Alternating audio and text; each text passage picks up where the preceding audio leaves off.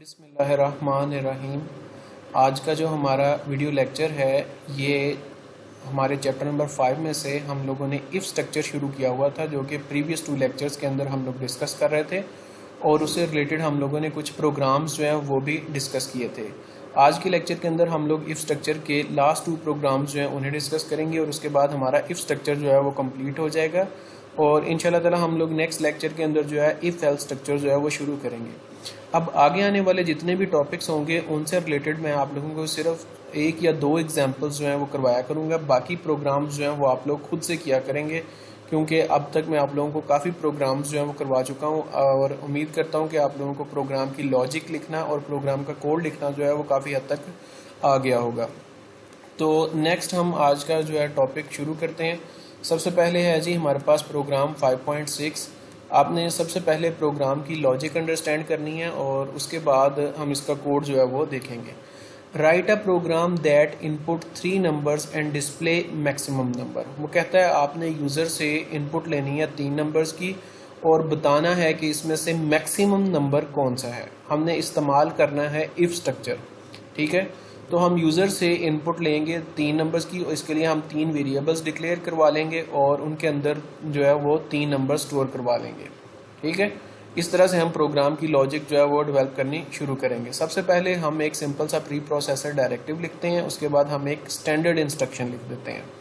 फिर हमारे पास प्रोग्राम का मेन फंक्शन आ जाता है और यहाँ पर प्रोग्राम के मेन फंक्शन के अंदर आप देख सकते हैं कि मैंने फर्स्ट स्टेटमेंट लिखी है इंट ABC और उसके बाद मैंने एक और वेरिएबल बनाया मैक्स के नाम से, यानी कि मैं इस फर्स्ट स्टेटमेंट के अंदर जो है वो 4 वेरिएबल्स की डिक्लेरेशन प्रोवाइड करवा रहा हूँ, यानी कि 4 जो है स्पेसेस मेमोरी के अंदर एलोकेट करवा रहा हूँ अपने इस्तेमाल के लिए। अब ये 4 स्पेसेस तो हैं एलोकेट हो चुकी हैं, फिलहाल इनके अंदर किसी किस्म की कोई वैल्यू नहीं है। तो हम पहली सी आउट स्टेटमेंट लिखते हैं और सी आउट स्टेटमेंट लिखने पे हमारे पास कंप्यूटर की स्क्रीन के ऊपर मैसेज डिस्प्ले होता है एंटर अ नंबर, जिसके रिस्पॉन्स में जो है वो यूज़र एक नंबर एंटर करेगा और हम उसे वेरिएबल ए के अंदर स्टोर करवा लेंगे। इसी तरह हम दोबारा से एक सी आउट मैसेज जो है वो कंप्यूटर की स्क्रीन के ऊपर डिस्प्ले करवाएंगे और इस दफ़ा जो नंबर एंटर कराएंगे वो वेरिएबल बी के अंदर स्टोर हो जाएगा।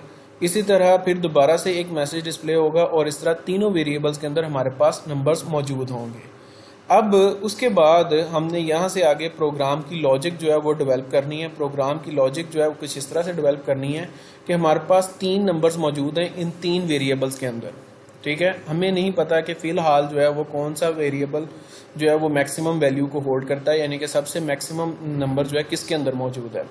हम मैक्स नाम का एक वेरिएबल बनाते हैं और इस मैक्स नाम के वेरिएबल को हमने इसलिए इस्तेमाल किया यहाँ पे क्योंकि हम इससे प्रोग्राम की लॉजिक जनरेट करेंगे।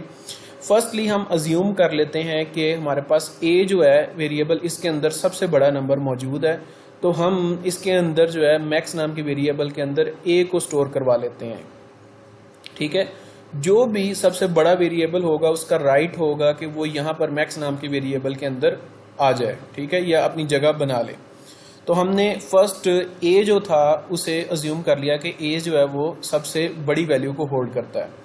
उसके बाद हम कंडीशन लिखेंगे, उसे चैलेंज करने के लिए जो है वो बी वेरिएबल आया, B greater than max. B challenge कर रहा है कि मैं मैक्स से बड़ा हूँ। अगर तो ये कंडीशन फॉल्स हो जाती है, यानी कि वाकई ही ए सबसे बड़ा है, तो हमारे पास ये वाली इफ़ कंडीशन फॉल्स हो जाएगी और ये नेक्स्ट स्टेटमेंट जो है ये स्किप हो जाएगी।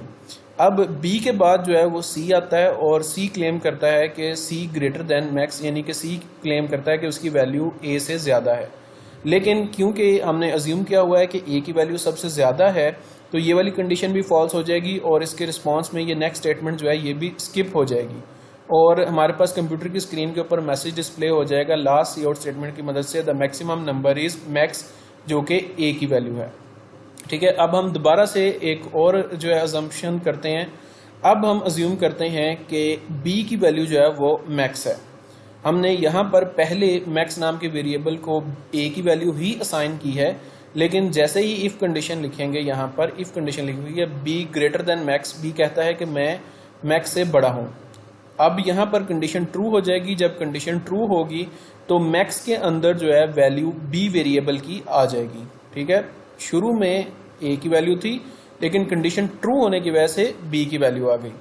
अब जैसे ही मैक्स के अंदर B ने अपनी जगह बनाई, C कहता है कि मैं भी जो है वो सबसे बड़ा हूं तो वो चैलेंज करता है मैक्स को यहाँ पर इफ कंडीशन के अंदर, if C greater than max, लेकिन उसकी वैल्यू जो है वो बी से कम है, जिसकी वजह से ये कंडीशन फॉल्स हो जाती है और नेक्स्ट स्टेटमेंट जो है वो स्किप हो जाती है और हमारे पास कंप्यूटर की स्क्रीन के ऊपर मैसेज डिस्प्ले होता है the maximum number is max, यानी कि बी की जो भी वैल्यू मौजूद होगी वो यहाँ पर स्क्रीन के ऊपर डिस्प्ले हो जाएगी।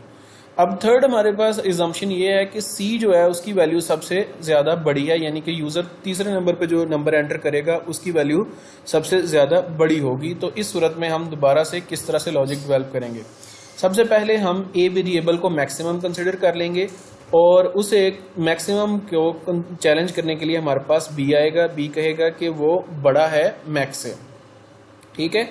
अगर तो कौन सा क्या कहते हैं वो बी वाकई ही मैक्स से बड़ा होगा तो वो ये वैल्यू जगह होल्ड कर लेगा और मैक्सिमम के अंदर बी आ जाएगा, यानी कंडीशन ट्रू हो जाएगी। कंडीशन ट्रू हो जाए तब भी मैक्सिमम के अंदर कौन सा कहते हैं बी आ जाएगा। अगर कंडीशन फॉल्स हो जाएगी तब मैक्सिमम के अंदर ए मौजूद रहेगा। अब ये सेकंड इफ कंडीशन जो है इसमें सी चैलेंज करेगा कि वो सबसे ज्यादा बड़ा है तो उसका कंपैरिजन किया जाएगा मैक्सिमम वेरिएबल से, सी ग्रेटर देन मैक्सिमम। अगर तो ये बात उसकी सही साबित होगी तो मैक्सिमम नाम के वेरिएबल के अंदर सी जो है वो अपनी वैल्यू पुट कर देगा। इस तरह से जब सी आउट कमांड जो है वो एग्जीक्यूट होगी तो कंप्यूटर की स्क्रीन के ऊपर सी की वैल्यू जो है वो डिस्प्ले हो जाएगी। आ जाएं अब हम इस प्रोग्राम को रन करके चेक कर लेते हैं। सबसे पहले मैं ए को सबसे बड़ा नंबर जो है असाइन करूंगा, बी को छोटा नंबर और सी को सबसे छोटा number. The maximum number is 7। अब मैं इसी प्रोग्राम को दोबारा से रन करूंगा और अब मैं सबसे बड़ा नंबर जो है वो बी को असाइन करूंगा और आप देख सकते हैं द मैक्सिमम नंबर इज 8। अब मैं दोबारा से सबसे बड़ा नंबर जो है वो सी को असाइन करूंगा तो आप देख सकते हैं कि मैक्सिमम नंबर इज 8। ये तीनों कंडीशंस जो हैं, ये दोनों तीनों अजम्पशंस जो हैं वो इस तरह से काम करेंगी या फिर इस प्रोग्राम की लॉजिक इस तरह से वर्क करेगी। नेक्स्ट जो है प्रोग्राम वो देख लेते हैं। नेक्स्ट है जी हमारे पास प्रोग्राम 5.7 और ये इफ स्ट्रक्चर का लास्ट वाला प्रोग्राम है।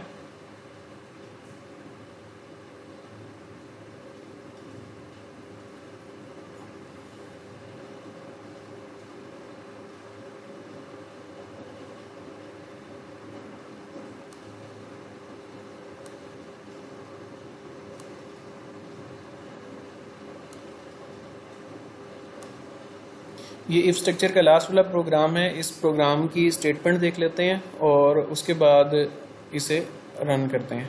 Right a program to input a number and determine whether it is positive, negative और जीरो। हम यूज़र से एक नंबर लेंगे एज अ इनपुट और इसे चेक करेंगे कि आया यूज़र ने जो नंबर एंटर किया है वो पॉजिटिव है, नेगेटिव है या फिर ज़ीरो है। तो इसके लिए हम एक सिंपल सा प्री प्रोसेसर डायरेक्टिव लिखेंगे, उसके बाद हमने स्टैंडर्ड इंस्ट्रक्शन लिखनी है और उसके बाद हम अपना मेन फंक्शन शुरू करेंगे। मेन फंक्शन के अंदर हम इंटीजर n के नाम से एक वेरिएबल क्रिएट करेंगे।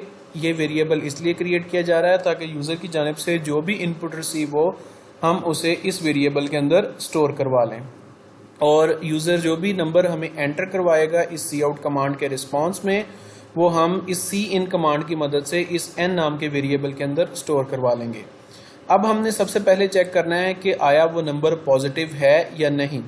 तो हम लिखेंगे if n is greater than 0, यानी अगर n की वैल्यू जो है वो 0 से बड़ी है तो ये सी आउट कमांड जो है नेक्स्ट हम लिखेंगे नंबर इज पॉजिटिव, यानी अगर ये कंडीशन ट्रू हो जाती है तो हमारे पास नंबर जो है वो पॉजिटिव होगा और वो कंप्यूटर की स्क्रीन के ऊपर मैसेज डिस्प्ले हो जाएगा नंबर इज पॉजिटिव। हम अज्यूम कर लेते हैं कि यूज़र ने जो है वो 7 एंटर किया है तो n के अंदर जो है हमारे पास 7 है, n ग्रेटर देन 0 है, ये कंडीशन ट्रू होगी, कंप्यूटर की स्क्रीन के ऊपर मैसेज डिस्प्ले होगा नंबर इज पॉजिटिव। अब ये आगे जो इफ कंडीशन मौजूद है इसमें लिखा हुआ है if n is less than 0 number is negative. अब 7 लेस देन 0 नहीं है इसलिए ये कंडीशन फॉल्स हो जाएगी और ये वाली सी आउट स्टेटमेंट जो है आपकी स्किप हो जाएगी। हमारे पास थर्ड इफ कंडीशन लिखी हुई है if n is equal to 0, 7 क्योंकि 0 के इक्वल नहीं है, ये वाली कंडीशन भी फॉल्स हो जाएगी और नंबर इज 0 का मैसेज भी कंप्यूटर की स्क्रीन के ऊपर डिस्प्ले नहीं होगा बल्कि सिर्फ और सिर्फ एक सी आउट कमांड जो है वो रन होगी और कंप्यूटर की स्क्रीन के ऊपर मैसेज डिस्प्ले हो जाएगा नंबर इज पॉजिटिव। अब हम अज्यूम कर लेते हैं कि यूज़र ने एंटर किया है -5। अब अगर यूज़र ने -5 एंटर किया है और हमारे पास n नाम के वेरिएबल के अंदर -5 मौजूद है, तो इस सूरत में ये हमारा प्रोग्राम किस तरह से बिहेव करेगा। हमारे पास पहली इफ़ कंडीशन देखी जाएगी -5 इज़ ग्रेटर देन 0 और ये कंडीशन फॉल्स हो जाएगी, जिससे फर्स्ट सी आउट स्टेटमेंट जो है ये स्किप हो जाएगी। और उसके बाद हमारे पास सेकंड इफ कंडीशन मौजूद है जिसमें n लेस देन 0 है। अब यहाँ पर -5 जो है वो लेस देन 0 है, तो ये कंडीशन ट्रू हो जाएगी, जिसकी वजह से कंप्यूटर की स्क्रीन के ऊपर मैसेज डिस्प्ले हो जाएगा नंबर इज नेगेटिव। और थर्ड जो हमारे पास इफ कंडीशन है, अब -5 क्योंकि 0 के इक्वल नहीं है, जिसकी वजह से ये थर्ड इफ कंडीशन जो है या फिर थर्ड इफ स्टेटमेंट जो है ये फॉल्स हो जाएगी, जिसकी वजह से ये हमारे पास थर्ड सी आउट स्टेटमेंट जो है ये एग्जीक्यूट नहीं होगी। अब हम अज्यूम करते हैं कि यूज़र ने जो है वो 0 एंटर किया है, तो इस सूरत में हमारे पास पहली कंडीशन जो है वो फॉल्स हो जाएगी, जिसकी वजह से पहला सी आउट मैसेज कंप्यूटर की स्क्रीन पे डिस्प्ले नहीं होगा। फिर हमारे पास सेकंड स्टेटमेंट जो है यानी कि सेकंड इफ कंडीशन वो भी फॉल्स हो जाएगी और सेकंड सी आउट स्टेटमेंट जो है वो भी एग्जीक्यूट नहीं होगी। और थर्ड जो है हमारे पास कंडीशन ट्रू हो जाएगी, जिसकी वजह से हमारे पास थर्ड मैसेज जो है वो कंप्यूटर की स्क्रीन के ऊपर डिस्प्ले हो जाएगा। अब हम इस प्रोग्राम को रन करके चेक कर लेते हैं। सबसे पहले मैं एक पॉजिटिव नंबर एंटर करूंगा और कंप्यूटर की स्क्रीन के ऊपर आप देख सकते हैं मैसेज डिस्प्ले हुआ है नंबर इज पॉजिटिव। अब मैं एक नेगेटिव नंबर जो है वो एंटर करूंगा, -3 एंटर कर दिया और कंप्यूटर की स्क्रीन के ऊपर मैसेज डिस्प्ले हो रहा है जी नंबर इज नेगेटिव। अब मैं इस प्रोग्राम को दोबारा से रन करूंगा, इस दफ़ा मैं नंबर एंटर करूंगा 0 और आप देख सकते हैं कि जो मैसेज डिस्प्ले हो रहा है वो है नंबर इज़ 0।